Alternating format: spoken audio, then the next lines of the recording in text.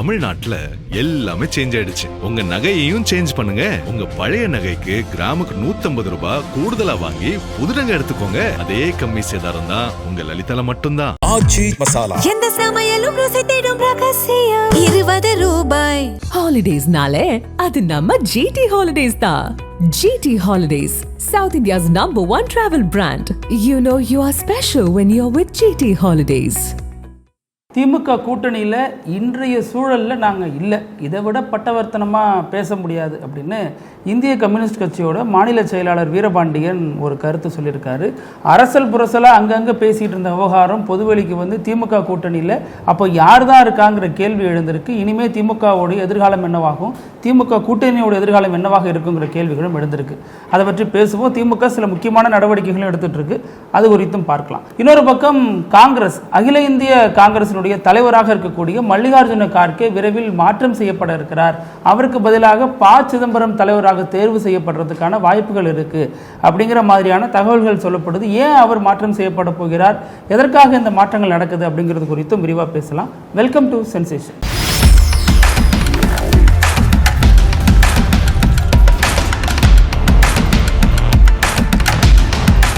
வணக்கம் பிருத்திவி. வணக்கம் அழகு. முதல்ல அந்த காங்கிரஸ் தலைமை பற்றி பேசிட்டு வந்துருமா. ஏன்னா இப்போதான் காங்கிரஸ் வந்து இந்தியா முழுக்கவே லைம்லைட்டில் இருக்காங்க. ஏன்னா திரிணாமுல் காங்கிரஸ் வந்து மீண்டும் தாய் கழகமான காங்கிரஸ் நினைக்க போகிறாங்க. மம்தா பானர்ஜி வந்து ராகுல் காந்தி தலைமை ஏற்று காங்கிரஸில் வந்து இணைய போகிறாங்கன்ற மாதிரிலாம் பல விதமான கருத்துக்கள் தான் டெல்லியை சுற்றி பேசப்பட்டு. மம்தா பானர்ஜி அதை செய்வாங்களா? ஆல்ரெடி காங்கிரஸ் எப்படிப்பட்டதுன்னு உங்களுக்கு தெரியும், இப்போ பாஜக எப்படிப்பட்டதுன்னு தெரியும். ஆனால் பாஜகவை பகைக்கிறதுக்கு காங்கிரஸோட கை சேர்க்கிறாங்க அப்படிங்கிற விஷயங்கள் பேசப்படுது, கை கொடுக்குறாங்கன்னு. மேபி அவங்களோட சர்வைவலுக்காண்டி கட்சியாக அவங்க ஃபுல்லாக தூள் உடஞ்சு போச்சு, யாருமே பக்கத்தில் இல்லை. அவங்க பக்கத்தில் ரொம்ப சொற்பமாக தான் எம்எல்ஏக்கள் இருக்காங்க. அதனால வந்து சர்வைவலுக்காண்டி ஏதோ ஒரு வகையில் ஒரு பெரிய நேஷனல் பேக்கப் தேவைப்படுதுங்காட்டி கூட முடிவு எடுக்கலாம். மம்தா பானர்ஜி இவங்களோட பேசுறாங்க, சோனியா காந்தியோட. அபிஷேக் பானர்ஜி ராகுல் காந்தியோட சந்திக்கிறாரு. இந்த விஷயங்கள் வந்து பேசப்படுறத பார்த்தா அப்படிதான் நடக்குமோன்னு நினைச்சாலும் மம்தா பானர்ஜிக்குன்னு ஒரு சுபாவம் இருக்குல்ல, அவங்களால காங்கிரஸோட இணைய முடியுமா? நம்ம அரசியலை பார்க்கும் பொழுது அது தெரியும். ஆனா ரொம்ப டெப்தா நீங்க சொல்றபடி பாக்குறப்ப வேற வழி இல்லாம போறாங்க அப்படின்னா அவ்வளவுதான் அவங்க அரசியல் எதிர்காலம் முடிவுக்கு வந்துடலாம். அப்புறம் எப்படி தனித்தவங்க ஷைன் ஆக முடியாது? கரெக்ட் தான். நம்ம தமிழ்நாட்டில் பேசணும் இல்லையா, அதிமுக திமுக கூட்டணி போட்டு அமைக்க போறாங்க அப்படின்ட்டு.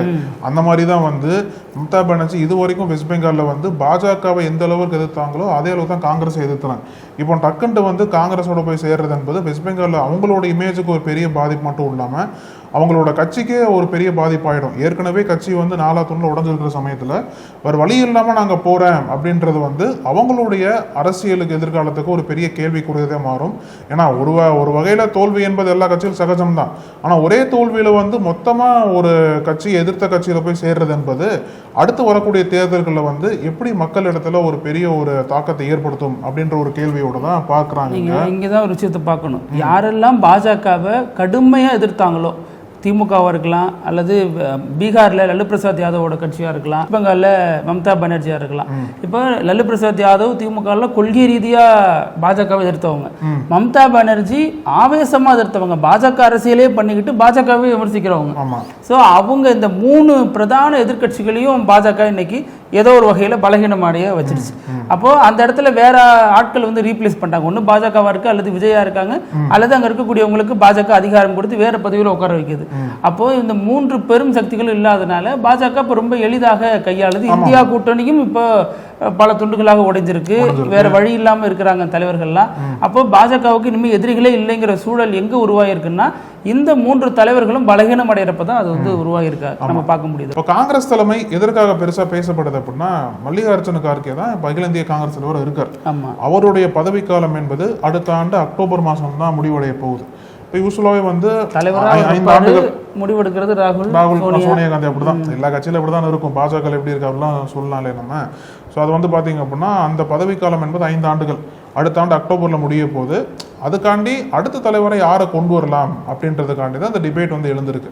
அது யாரை சொல்கிறாங்க அப்படின்னா ப. சிதம்பரம், அப்புறம் முன்னாள் ராஜஸ்தான் சிஎம்மாக இருந்த அசோக் கெலாட் போன்ற பல தலைவர்களோட பேர்லாம் இப்போவே அடிபட ஆரம்பிச்சிருக்கு.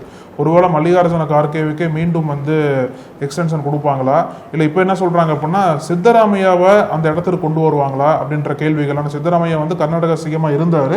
இப்போ அந்த சிஎம் பதவி பறிக்கப்பட்டதுங்காண்டி அவரை குளிர்விக்கும் விதமாக, அவரை வந்து தேசிய அரசியல் கொண்டு வர விதமாக தேசிய தலைவர் ஆக்கப்படுவாரா அப்படின்ற மாதிரிலாம் பல கேள்விகள் இப்போ வந்து நிறைய பேசப்படுதுப்போம். இல்லை சித்தராமையாவை குளிர் வைக்க வேண்டிய தேவை அவங்களுக்கு இருக்கான்னு தெரியல. அதுக்கு பதிலாக தான் DK சிவகுமார் இருக்காரு. ஆமாம், ஏன்னா DK சிவகுமார் தான் ரொம்ப வைப்ரண்டான பாலிடிக்ஸ் இங்கே பண்ணிட்டு இருக்காரு. இப்போ அதையும் தாண்டி சிதம்பரத்துக்கோ அல்லது சித்தராமையாவுக்கோ அந்த தேசிய தலைவர் பொறுப்பை கொடுக்குறாங்க அப்படின்னா ஆல்ரெடி காங்கிரஸ் தென்னிந்திய கட்சியாக சுருங்கிடுச்சு. இங்கே இருக்கக்கூடிய 4-5 மாநிலங்களில் பவர்ஃபுல்லாக இருக்காங்க, அவ்வளவுதான். அதுவுமே வந்து இப்போ தமிழ்நாட்டில் ஆட்சியில் பங்கு இந்த மாதிரி தான் இருக்காங்களே ஒழிஞ்சு கர்நாடகாவில் பொறுப்பில் இருக்காங்க, தெலுங்கானாவில் இருக்காங்க, ஆந்திராவில் பெரிய அளவில் இருக்க முடியல. ஸோ இப்படிப்பட்ட சூழலில் அவங்க இங்கிருந்து ஒரு தலைவரை தேர்ந்தெடுக்கிறாங்க அப்படின்னா அது மீண்டும் தென்னிந்திய கட்சியாக தான் சுருங்கிடுச்சு காங்கிரஸ்ங்கிற ஒரு பார்வையை வைக்கும். அப்போ அவங்க என்ன பண்ணணும், வட மாநிலங்களில் இந்த RSS பாஜகவுக்கு எதிரான கொள்கைகளோடு இருக்கிறவங்க, சில விஷயங்கள்ல காம்ப்ரமைஸ் பண்ணிக்கிட்டு கட்சியை வளர்க்குறவங்க, அந்த மாதிரி எடுத்துட்டு போகணும் அப்படிங்கிறது இன்னொரு சாராருடைய கருத்தா இருக்கு காங்கிரஸ்குள்ள. ஆனா இதை ராகுல் காந்தி எப்படி பார்க்குறாருன்னு இருக்கு. ஏன்னா யார் தலைவராக இருந்தாலும் ராகுல் காந்தியோட அனுசரித்து தான் போயாகணும். ஆனா ராகுல் காந்திக்கு அந்த பொறுப்பு மீண்டும் தரப்படுமா? ஏன்னா இவர் தான் பாரத் ஜோடா போறாரு, இவர் தான் காங்கிரஸ் கட்சியோட முகமாக முன்னிறுத்தப்படுறாரு. அப்புறம் எதுக்கு ஒரு போலி பிம்பம்? நேரடியாக இவரே களத்தில் இறங்கலாமே. ஒரு நாடாளுமன்ற தேர்தலுக்கு தோத்து போனதுக்காக இவர் தனது கட்சியை தனது பொறுப்பை ரிசைன் பண்ணார். ஆனா இவரே ஃபுல் டைமா அரசியல் பண்ண வந்துட்டார். இப்ப முழுக்கங்கிறப்ப இவர் அந்த பொறுப்பை ஏத்துக்கிட்டானே, இவர் அந்த தலைமை பொறுப்புக்கு வந்தா இன்னும் கட்சி வீரியத்தோட இருக்குமே அப்படிங்கிற ஒரு கேள்வியும் எழுப்பப்படும். வாரிசு அரசியல் பேசுவீங்களே? ஆமா, வாரிசு அரசியல் இப்ப இல்லைன்னா மட்டும் அப்படித்தானே இருக்கு. இப்ப பிரியங்கா காந்தி பேசுறதே அடுப்படுது. ராகுல் காந்தியை விட பிரியங்கா காந்தி வட இந்தியாவில் மிகப்பெரிய ஒரு ஸ்டாரா எவால்வ் ஆயிட்டு இருக்காங்க. ராகுல் காந்தி கூட பல விதமான விமர்சனங்களை சந்திக்கிறார். அவர் இன்னமும் அவர் அரசியல் முதிர்ச்சி இல்லாதவருங்கிற விமர்சனத்தை தொடர்ந்து சந்திக்கிறார். ஆனா பிரியங்கா காந்தியை பாஜகவால டீல் பண்ண முடியல. பல இடங்கள்ல பிரியங்கா காந்தியோட கை ஓங்கி இருக்குங்கிற விஷயங்களையும் பார்க்க முடியுது. அப்போ ராகுல் காந்திக்கு ஆல்டர்னேட்டிவா பிரியங்கா காந்தி முன்னிறுத்தப்படுவாங்களா அப்படிங்கிற ஒரு எதிர்பார்ப்பு காங்கிரஸ்குள்ளே எழுந்திருக்கு. அதனால பிரியங்கா காந்திக்கு அதற்கான வாய்ப்புகள் அதிகம் அப்படிங்கிற மாதிரி இன்னொரு சாராருடைய பார்வையா இருக்கு. இதெல்லாம் எதுவும் வேண்டாம், கட்சியே ரொம்ப சோர்வடைஞ்சு போயிருக்கு, தளர்ந்து போயிருக்கு, புதிய முகம் வேணும், இளைஞர் முகம் வேணும். இன்னைக்கு காக்ரோச் ஜனதா பார்ட்டிங்கிற ஒரு கட்சி ஆன்லைன்ல உருவாக்கி அவங்க ஒரு பெரிய நெருக்கடியை மத்திய அரசு கொடுத்து மறுபடியும் பெரிய அளவில் போராட்டத்தை அறிவிச்சு அவங்க லைம்லைட்ல வர முடியுது. நம்மளால ஏன் அந்த லைம்லைட்ல வர முடியல? எவ்வளோ விஷயங்கள் சொல்லிட்டோம், தேர்தல் ஆணையத்தில் பிரச்சனைன்னு சொல்லிட்டோம், ராகுல் காந்தியை முன்னிறுத்தி பெரிய ஒரு யாத்திரையே பண்ணணும். ஆனால் எதுவுமே களத்தில் ரிஃப்ளெக்ட் ஆக மாட்டேங்குது. நம்ம பல காரணங்கள் சொல்கிறோம், ஆனால் நமக்கு தலைமை சரியில்லை. ராகுல் காந்தி அந்த இடத்துக்கு வரணும், அல்லது பிரியங்கா காந்தி வரணும், அல்லது இது எதுவுமே இல்லைன்னா புதிய முகமாக நிப்பாட்டுங்க. அவங்க பாஜகவுக்கு ரொம்ப ஷார்ப்பனான எதிர்ப்பான ஒரு அரசியலை பண்ணணும் அப்படிங்கிறது தான் கட்சிக்குள்ள ஓடிட்டு இருக்கு. ஆனாலும் மல்லிகார்ஜுன கார்கேவனுடைய முக்கியத்துவம் கட்சியில குறைந்து போயிடாது அப்படிங்கிற விஷயங்களும் பேசப்படுது. இன்னைக்கு அதே டெல்லியில இன்னொரு விஷயமும் நடந்திருக்கு. நம்ம தமிழக முதல்வர் விஜய் நிதி ஆயோக் கூட்டத்தில் கலந்துருக்கிறாரு. இங்க இருக்கக்கூடிய பல தலைவர்கள் என்ன கோரிக்கை வைக்கிறாங்கன்னா, மேகதாதுல அணை கட்டுறதை தடுத்து நிறுத்துங்க, காவிரி ஆறுல அதை கர்நாடகா செய்யக்கூடாது, அதற்கான கோரிக்கையை ரொம்ப வலுவா விஜய் வைக்கணும். இன்னும் கல்வி நிதியெல்லாம் தரப்படலை, அது குறித்து வெளிப்படையாக முதல்வர் விஜய் பேசணும் அப்படிங்கிறது இங்க இருக்கக்கூடிய கட்சிகளுடைய கோரிக்கையா இருக்கு. விஜய் என்னத்தை பேச போகிறாருன்னு ஒரு எதிர்பார்ப்பும் எழுந்திருக்கு. கூடவே நேற்று நம்ம பேசினபடி யாரையும் சந்திக்க மாட்டாரா அப்படி இப்படிலாம் கேள்வி எழுந்தப்ப குடியரசுத் தலைவர் சந்திச்சாரு, துணை குடியரசுத் தலைவர் சந்திச்சாரு. அது போக காங்கிரசினுடைய எம்பியா இருக்கக்கூடிய ராகுல் காந்தி, அப்புறம் முன்னாள் தலைவர் சோனியா காந்தி, இவங்க எல்லாருமே சந்திச்சிருக்காரு. இவங்க சந்திச்சதன் மூலமாக நான் காங்கிரஸோட இருக்கங்கிற மெசேஜ் சொல்லியிருக்காரு ஒழிஞ்சு அது வேற என்னவாக பொருள் கொள்ளப்படும்ங்கிற இன்னொரு கேள்வி எழுந்திருக்கு. இந்தியா கூட்டணிக்கு விஜய் வரமாட்டேங்கிறாரா, அல்லது இந்தியா கூட்டணிக்கு காங்கிரஸே இன்னும் விஜய் அழைக்கலையா அப்படிங்கிறது இன்னொரு பார்வையா இருக்கு. அதுலயும் ஒரு அந்த அரகஜா பொட்டுங்கிற மாதிரிலாம் ஒரு பொட்டெல்லாம் வச்சுட்டு கோட் ஷூட்டோட சந்திச்சிருக்காரு. இந்த சந்திப்புகள் திமுகவை வெறுப்பேத்தி இருக்கு, உஷ்ணமாக்கி இருக்குங்கிற விஷயங்களையும் பார்க்க முடியுது. இவங்க தான் அப்படி பண்றாங்க. சோனியா காந்தி நமக்கு சப்போர்ட்டா இருப்பாங்கன்னு நினைச்சோம், அவங்களும் விஜயை சந்திச்சிருக்காங்க அப்படின்னா அப்ப இனிமே நம்மளோட தயவு காங்கிரஸ்க்கு தேவையில்லைன்னு முடிவு பண்ணிட்டாங்களா? அப்போ நாம இனிமே தனியாக தான் தேர்தல் சந்திக்கணும், கூட்டணி தர்மம்லாம் இனிமே வேலைக்கு ஆகாதுங்கிற அடிப்படையில் திமுகவும் சில செயல் திட்டங்களை தீட்டிட்டு இருக்காங்க அப்படிங்கிற தகவலும் கிடைக்கும். அந்த செயல் திட்டத்திற்கான முக்கியத்துவம் என்பது இன்னைக்கு மீண்டும் அதிகரிச்சிருக்கு. ஏன் அப்படின்னா இன்னைக்கு இந்திய கம்யூனிஸ்ட் வெளிப்படையாகவே சொல்லிட்டாங்க, நாங்கள் திமுக கூட்டணியில் கிடையாதுன்ற மாதிரி சொல்லிட்டாங்க. வீரபாண்டியனே வெளிப்படையாக பிரஸ் மீட்லாம் பேசியிருக்காரு. அவரோட கருத்து ஏற்கனவே சண்முகம் என்ன சொன்னார் அப்படின்னா, நாங்கள் திமுக கூட்டணியில் கிடையாது. அதாவது இதில் முன்னாடி என்ன சொன்னார், பிரவீன் சக்கரவர்த்தி ஒரு கூட்டணி வடிவமைச்சார்ல, அந்த கூட்டணியில இவங்களோட கட்சி பேரும் போட்டிருந்தார், அதுக்கும் மறுப்பு தெரிவிச்சார் சண்முகம். அப்புறம் மீண்டும் திமுக கூட்டணி பத்தி பேசும்போது அதுலயும் கிடையாது அப்படின்னார். அப்போ எந்த பக்கம் போகாம மார்க்சிஸ்ட் கம்யூனிஸ்ட் கட்சியோட ஸ்டாண்ட் என்ன அப்படின்றதே தெளிவில்லாம இருந்த டைம்ல தான் இன்னைக்கு இந்திய கம்யூனிஸ்டும் அதே லைன்ல இணைஞ்சிருக்காங்க. நாங்களும் திமுக கூட்டணி கிடையாது, அதே டைம்ல தாவைக்கோடும் கிடையாதுன்ற மாதிரி ஒரு ஸ்டாண்ட் அறிவிச்சிருக்காங்க. அப்ப இரண்டு கம்யூனிஸ்ட் கட்சிகளையும் எந்த கூட்டணியும் இல்லாம தனிப்பட்ட கட்சியா செயல்பட்டு வெளியிலிருந்து தாவைக்காவுக்கு ஆதரவு அளிக்கிறோன்ற மாதிரி நிலைப்பாடுல இருக்காங்கன்னு தான் தெரியுது. அது இந்த உள்ளாட்சி தேர்தலில் இன்னும் கொஞ்சம் கிளாரிட்டியா தெரிய வரும். உள்ளாட்சி தேர்தலில் எப்படி இயங்க போறாங்க, ஏன்னா கூட்டணிகளே தனித்து தான் நிற்கும். பல உள்ளாட்சி தேர்தல்களில் எங்க சின்னத்தில் நாங்கள் நின்றுக்கிறோம், இந்த தொகுதியில் நாங்கள் நின்றுக்கிறோம், எங்களை விட்டுருங்க அப்படிங்கிற மாதிரி சொல்லுவாங்க. சிலர் கூட்டணி அமைச்சு தேர்தல் சந்திப்பாங்க. இந்த தேர்தலில் கம்யூனிஸ்டுகள் என்ன நிலைப்பாடு எடுக்க போகுதுங்கிறத பார்க்கணும். இப்போ மதிமுக இன்னும் கூடிய விரைவில் கூட்டத்தை கூட்ட போறாங்க இந்த மாசத்தோட. ஆமா, அந்த கூட்டத்தில் முக்கிய முடிவுகள் எடுக்க போறோம் அப்படின்னு இருக்காங்க.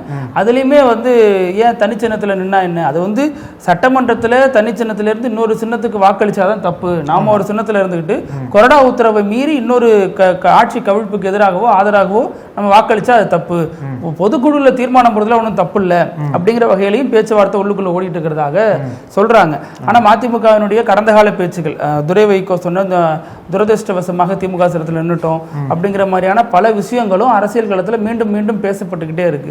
அதனால மதிமுக என்ன முடிவெடுக்க போகிறதுங்கிறது ஒரு எதிர்பார்ப்பாக இருக்கு. இன்னொரு புறம் பிசிக அமைச்சரவையில் இடம்பெற்று விட்டாலும் இன்னும் கொஞ்சம் ஊசலாட்டத்தில் இருக்கிறாங்க. அவங்க அமைச்சரவையில் இடம்பெற்றாலும் காங்கிரஸ் விமர்சிக்கிறாங்க, சில இடங்கள்ல தாவேக்காவை விமர்சிக்கிறாங்க, சில இடங்களில் தாவேக்காவை விமர்சிக்காமலே கடந்து போறாங்க. அம்பேத்கர் சிலை அகற்றினதா இருக்கட்டும், இந்த மாதிரி பல விஷயங்களை கண்டு காணாம போறாங்கிற விமர்சனமும் இருக்கு. அப்ப இனிமே திமுகவினுடைய எதிர்காலம் என்னவாக இருக்குங்கிற கேள்விதான் இந்த தேர்தல் முடிவுகள் வெளியான 4ஆம் தேதியிலிருந்து அதிகமாக கேட்கப்படக்கூடிய ஒரு கேள்வியாக இருக்கு. ஏன்னா திமுக இப்ப கள ஆய்வுக்குழு அமைச்சாங்க. அந்த கள ஆய்வுக்குழு பல களத்துக்கு சென்று ஆய்வு பண்ணாங்க. அந்த ஆய்வு பண்ணும் பொழுது அங்க பல இடங்களில் பிரச்சனை வருது. நீங்க எப்படி இவரை கூப்பிட்டு கேள்வி வைக்கிறீங்க, உண்மை வருமா, இதெல்லாம் உண்மையான தகவலா அப்படிங்கிற மாதிரி பல விஷயங்களை மாறி மாறி வெவ்வேறு கோணங்கள்ல சொல்லிட்டு வராங்க. அந்த கள ஆய்வுக்குழு இன்னைக்கு எல்லா பகுதியிலையும் ஆய்வு செஞ்சு ஒரு ரிப்போர்ட்டை முன்னாள் முதல்வர் ஸ்டாலின் கிட்ட கொடுத்திருக்காங்க. இப்போ திமுக அதை என்ன செய்ய போகிறது அப்படிங்கிற ஒரு எதிர்பார்ப்பு திமுக உள்ள எழுந்திருக்கு. ஆல்ரெடி திமுக தலைவர் நான் பெரிய மாற்றங்களை திமுக உள்ள பண்ணுவேன் அப்படின்னு சொல்லியிருக்காரு. இப்போ நம்ம கடந்த முறை பேசினபடி ஆராசாவுக்கு முக்கியத்துவம் தரப்படுகிறது, இளைஞர்களுக்கு அதிக முக்கியத்துவம் தரப்பட போகிறது அப்படிங்கிற விஷயங்கள்லாம் பார்த்தோம். இப்போ இந்த ரிப்போர்ட்டின் அடிப்படையில் பலர் மீது நடவடிக்கை எடுக்கிறதுக்கான வாய்ப்புகளும் அதிகமாக இருக்கு. பலர்கிட்ட ராஜினாமா கடிதம் கேட்டுட்டு இருக்காங்க அப்படிங்கிற மாதிரியான பல தகவல்களும் சொல்லப்படுது. இதுல கூட்டணி குறித்து தான் ரொம்ப அதிகமா பேசியிருக்காங்க. கூட்டணி நம்ம நிறைய கூட்டணி கட்சிகளுக்கு நாம உழைப்பாகவும் பணமாகவும் பொருளாகவும் செலவு செஞ்சிருக்கோம். அவங்க எந்த வகையிலும் ரிட்டர்ன் பண்ணல. அது களத்துல நல்லாவே எதிரொலிச்சிச்சு. நம்ம கூட கடைசி வரைக்கும் இருந்துட்டு நம்மளை கழுத்தெடுத்துட்டாங்க. இந்த கூட்டணி கட்சிகளுக்கு இனிமே நமக்கு தயவே தேவையில்லை அப்படிங்கிற ஒரு விஷயமும் தொடர்ந்து பேசப்படுது.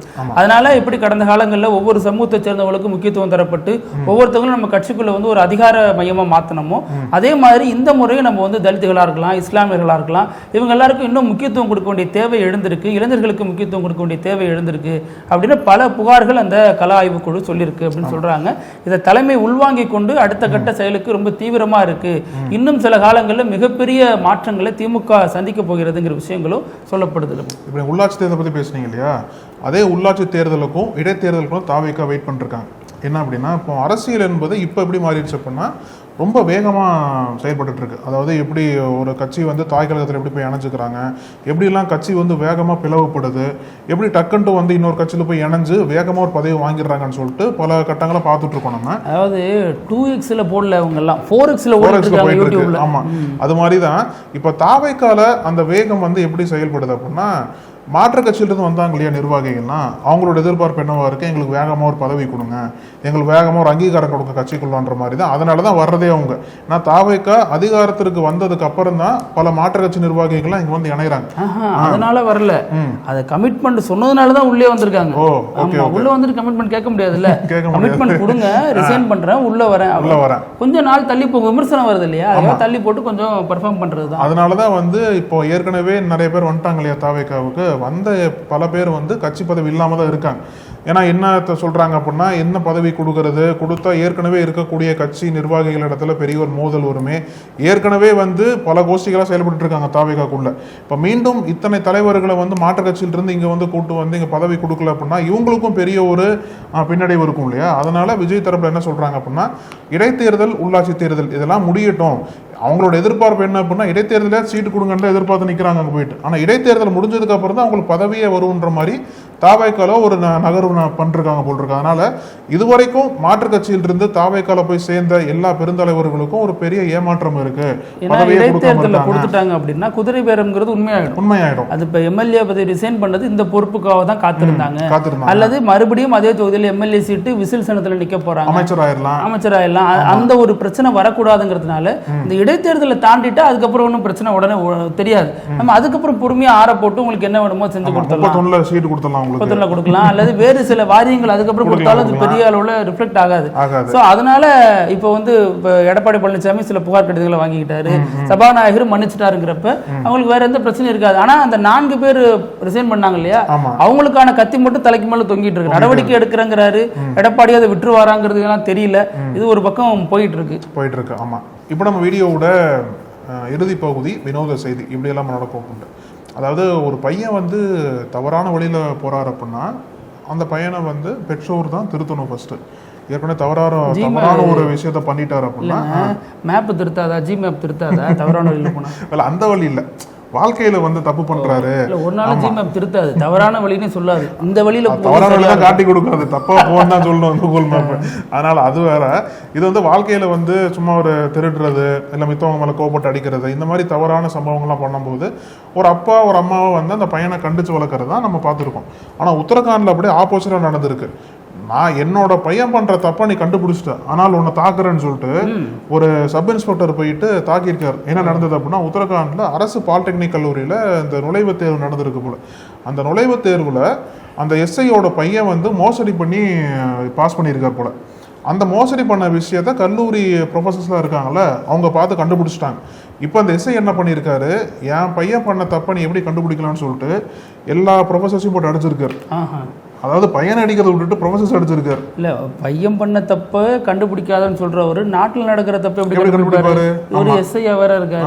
ரொம்ப பயமா இருக்கு செய்தி எல்லாம் கேட்கறப்ப. அதனாலதான் வினோதமா இருக்கு. இப்படி எல்லாம் போலீஸ்காரங்க இருந்தா சட்டம் ஒழுங்கு எப்படி சரியா இருக்கும்? ஆமா, பேசும் அழகு. இது தாண்டி இன்னும் பல செய்திகளோட மீண்டும் நாளைக்கு சந்திக்கலாம். நன்றி அழகு. தொடர்ந்து பேசலாம். பத்தி நன்றி. நக்கீரன் டிவிக்கு சப்ஸ்கிரைப் செய்யுங்கள். உங்கள் ஆதரவே எங்கள் பலம். ஆசிரியர்களுக்கு நண்பனாகவும் மாணவர்களுக்கு ஆசானாகவும் திகழும் தேர்வு வழிகாட்டி. ஒவ்வொரு பாடத்திற்கும் அனுபவமிக்க ஆசிரியர்களின் துல்லியமான தெளிவான விடைகள். CNC இருக்கு, தேர்வு பயம் எதற்கு? இது தீரன் பப்ளிஷிங் ஹவுஸ் விற்பனை வெளியீடு.